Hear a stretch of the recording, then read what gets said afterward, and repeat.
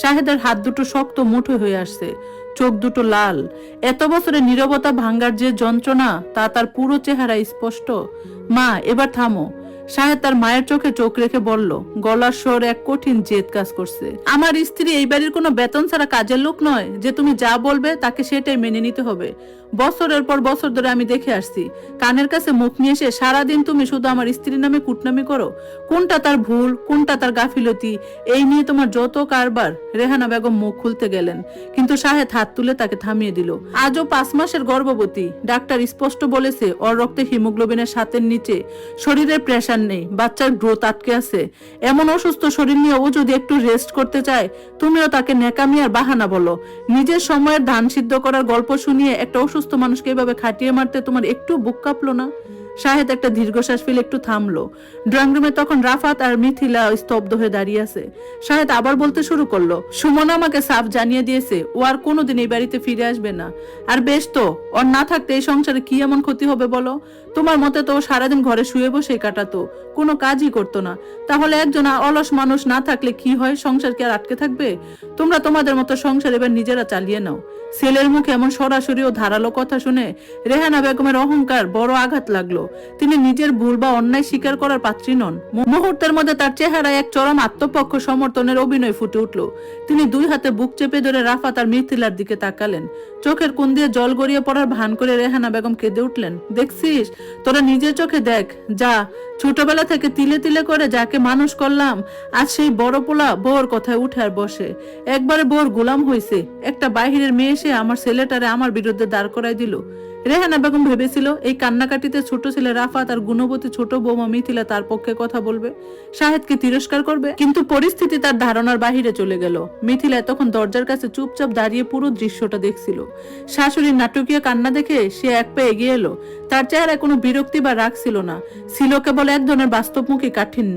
মা, আপনি শুধু শুধু কাঁদছেন কেন? মিথিলা ঠান্ডা গলায় বলল। শাহেদ ভাই তো একটা মিথ্যা কথা বলেনি, একদম সত্য কথা বলছেন। রেহানা বেগমের কান্নার আওয়াজ হঠাৎ করে থেমে গেল। তিনি চোখ বড় বড় করে ছোট বউয়ের দিকে তাকালেন। মিথিলা শাশুড়ির দিকে এক পেয়ে গিয়ে স্পষ্ট গলায় বলল, সুমনা আপার সাথে আপনি প্রতিদিন যে ব্যবহারটা করেন তা যদি আমার সাথে একদিন করতেন, তবে আজকে হয়তো আমি এই বাড়িতে আর থাকতামই না। না হয় আমি থাকতাম, না হয় আপনি থাকতেন। আপা সংসারী, নরম স্বভাবের মেয়ে বলে এতদিন সব মুখ বুঝে সহ্য করছে, কিন্তু মানুষের সহ্য শক্তির তো একটা সীমা থাকে। কথাটা বলে মিথিলা রাফাতের দিকে একবার তাকালো, তারপর আবার শাশুড়িকে উদ্দেশ্য করে বলল, আর আপনি রাফাতের আশা নিয়ে এত মাতামাতি করছেন, কিন্তু আসল সত্যিটা হলো আমরা বেশি দিন এই বাড়িতে থাকছি না। সামনের মাসে আমরা ঢাকায় আলাদা ফ্ল্যাট নিয়ে শিফট হয়ে যাব। তারপর যদি ইতালির ভিসা হয়ে যায়, তবে আমি রাফাতের সাথে একেবারে ইতালি চলে যাব। মিথিলার মুখ থেকে কথাগুলো শোনা মাত্র রেহানা বেগম যেন আকাশ থেকে পড়লেন। পায়ের তলার মাটিটা যেন এক মুহূর্তে সরে গেল।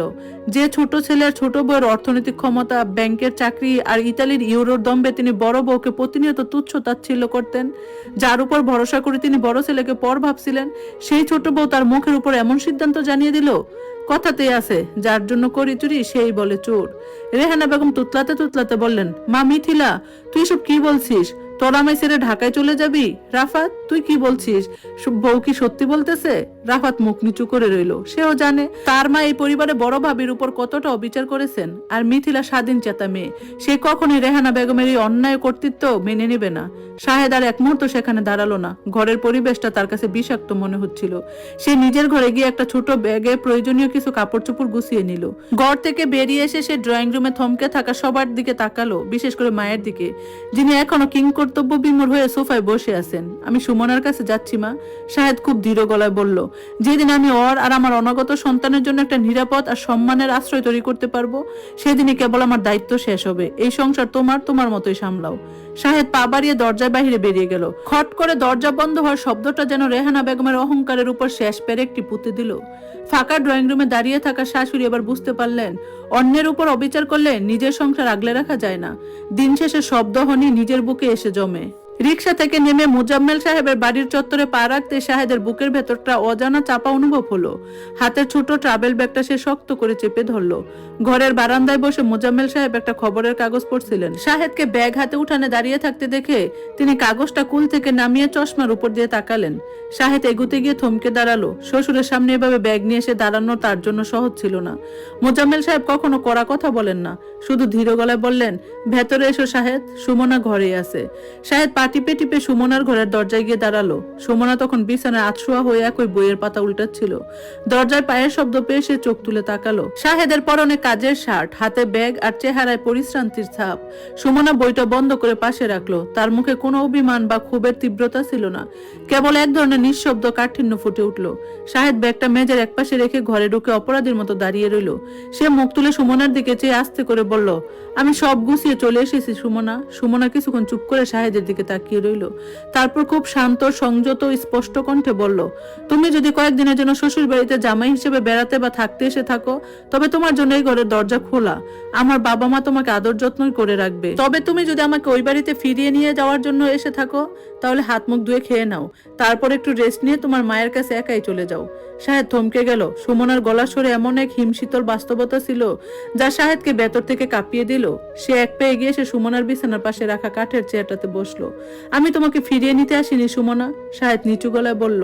আমি আজ বুঝেছি, ওই বাড়িতে তোমাকে আর আমার সন্তানকে ফিরিয়ে নিয়ে যাওয়া মানে আবার সেই অবহেলার মুখে ঠেলে দেওয়া। আমি মায়ের ছায়া থেকে বের হয়ে এসেছি। আমি এখানেই থাকবো, আর যতদিন না তোমার জন্য একটা আলাদা নিরাপদ মাথা গোজার ঠাঁই খুঁজতে পারি, ততদিন আমি এখানেই থাকবো, ততদিন আমি শান্ত হব না। সুমনা শাহেদের দিকে তাকালো। এতদিন যে মানুষটা মায়ের কথার উপর একটা বর্ণ উচ্চারণ করতে পারতো না, তার মুখে এই কথাগুলো শুনে সুমনার মনের ভেতরে শক্ত বরফটা কিছুটা যেন গলে গেল। কিন্তু সে মুখে কিছু প্রকাশ করলো না, শুধু হালকা একটা নিঃশ্বাস ফেললো। এদিকে অন্য পাশের দৃশ্যটা ছিল একেবারেই ভিন্ন। রেহানা বেগমের সংসারে যেন হঠাৎ করে শ্মশানের নীরবতা নেমে এসেছে। যে ড্রয়িং রুম আর রান্নাঘর একসময় সুমনার খাটুনিয়ার শাশুড়ির হুকুমদারিতে ব্যস্ত থাকতো, সেখানে এখন শুধু অদ্ভুত শূন্যতা। শাহেদ ঘর ছেড়ে বেরিয়ে যাওয়ার পর রেহানা বেগম ভেবেছিলেন ছোট ছেলে রাফাত আর ছোট বৌমা তার পাশে এসে দাঁড়াবে, কিন্তু বাস্তব পরিস্থিতি তার মুখের উপর ছিল কঠিন থাপ্পড়।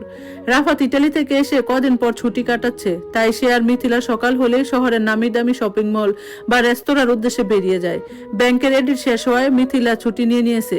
দুজন মিলে সারাদিন বাহিরে বাহিরে ঘুরে বেড়ায়, ব্র্যান্ডের কেনাকাটা করে এবং দুপুরের খাওয়াটা বাহিরে ভালো করে রেস্তোরাঁয় শেষ করে। বিকেলের দিকে রেহানা বেগম একা ঘরে বসে থাকেন। বিকেলের নাস্তা বানানো তার দূরের কথা, দুপুর থেকে রান্নাঘরে চিলতে জানলা দিয়ে কোনো ধোঁয়া ওঠে না। রেহানা বেগম ভেবেছিলেন ছোট বউ হয়তো শাশুড়ির জন্য রান্না বান্নার দায়িত্ব কাঁধে তুলে নিবে, কিন্তু মিথিলা খুব হিসেবি মেয়ে। সে সোজা জানিয়ে দিয়েছে, বাহিরে এত কাজের মধ্যে এসে রান্নাঘরের দায়িত্ব নেওয়া তার পক্ষে সম্ভব না। তাছাড়া তারা দুজনে খাবার বাহিরে খেয়ে আসায় ঘরের রান্নার বিশেষ প্রয়োজনও দেখে না। বেলা গড়িয়ে সন্ধ্যা নামলে রেহানা বেগম খালি পেটে রান্নাঘরে গিয়ে দাঁড়ালো। গ্যাসের চুলাটার দিকে তাকিয়ে তার বুকের ভেতরটা কেমন যেন খামছে ধরল। উনুনের পাশে দাঁড়িয়ে একটা সামান্য ডিম ভাজতে আর ভাতের হাড়ি বসাতে গিয়ে তার কোমর ব্যথা করে উঠলো। মাত্র আধা ঘন্টা উনুনের তাপে দাঁড়িয়ে থাকার পরে রেহানা বেগমের হাড় কাঁপে উঠলো। তিনি উনুনের পাশে দেয়ালে হেলান দিয়ে দাঁড়িয়ে রইলেন। এতদিন যেই কাজটা তিনি সারাদিন ঘরে শুয়ে বসে থাকা বলে তুচ্ছ তাচ্ছিল্য করতেন, আর সেই কাজটাই নিজে হাড়ে হাড়ে টের পাচ্ছেন। সুমন এই 5 মাসের অন্তঃসত্ত্বা শরীর নিয়ে প্রতিদিন সকাল থেকে রাত পর্যন্ত পুরো পরিবারের 3 বেলার খাবার কিভাবে এক হাতে সামলাতো, সেই ছবিটা এবার রেহানা বেগমের চোখের সামনে ভেসে উঠলো। রাত 9টা নাগাদ দরজার চাবি ঘুরানোর শব্দ হলো। রাফাত আর মিথিলা হাতে নানা রকম শপিং ব্যাগ নিয়ে হাসতে হাসতে ঘরে ঢুকলো। তাদের হাতে নামি রেস্তোরাঁর পার্সেল। রেহানা বেগম ঘর থেকে বেরিয়ে এসে শুকনো মুখে বললেন, তোরা এসেছিস? তোদের জন্য অপেক্ষা করছিলাম। মিথিলা টেবিলে ব্যাগগুলো রাখতে রাখতে বলল, মা, আমরা বাইরে থেকে রাতের খাবার খেয়ে এসেছি, আপনার জন্য স্যুপ আর ফ্রাইড রাইসের একটা পার্সেল এনেছি, টেবিলে রাখা আছে, খেয়ে নিন। কথাটা বলে মিথিলা রাফাত নিজেদের ঘরের দিকে পা বাড়ালো। রেহানা বেগম স্তব্ধ হয়ে দাঁড়িয়ে রইলেন। তিনি যে দম্ভ আর অহংকার নিয়ে বড় বউকে পায়ের নিচে চেপে রাখতে চেয়েছিলেন, যে ছোট ছেলের ইউরো আর ছোট বউয়ের ব্যাংকের চাকরির গরমে তিনি সংসার চালাতেন, আর সেই তো তুষামত দূরের কথা, তার দিকে ফিরে তাকানোর সময় তাদের নেই। টাকা দিয়ে খাবার কেনা যায়, কিন্তু যত্ন আর সম্মান কেনা যায় না। টেবিলে রাখা ঠান্ডা পার্সেলটার দিকে তাকিয়ে রেহানা বেগমের চোখ দিয়ে জল গড়িয়ে পড়ল। এই সংসারে তিনি এখন এক সম্পূর্ণ একাকী অপ্রয়োজনীয় মানুষ।